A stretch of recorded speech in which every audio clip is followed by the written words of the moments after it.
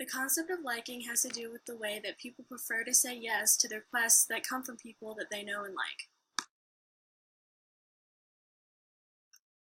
This is the reason that people who are trying to make a sale will try to get you to like them first. They want to make you feel comfortable enough to make a purchase with them. They do this by making themselves as physically attractive as possible and by finding something out about you that they can relate to. When someone tries to relate to us, that makes us like them more because we like people who are like us, which then makes us more willing to say yes to their requests, often without us even thinking about it.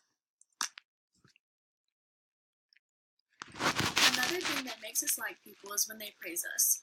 Although you have to be careful not to be too transparent about it, compliments generally enhance liking, which leads to a sale. Another factor linked to liking is association.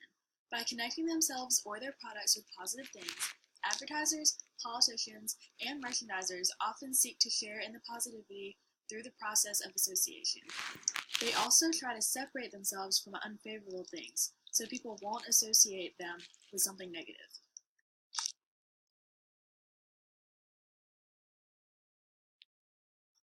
The people who can put all of these techniques together are the most successful salespeople. They're the ones that can get you to buy something that you later wonder why you ever purchased.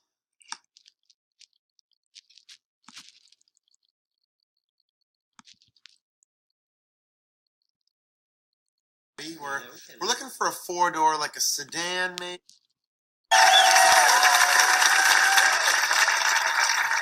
Okay, now remember, honey, we don't have to buy anything, so don't, cave into the salesman's pressure. Got it. Okay.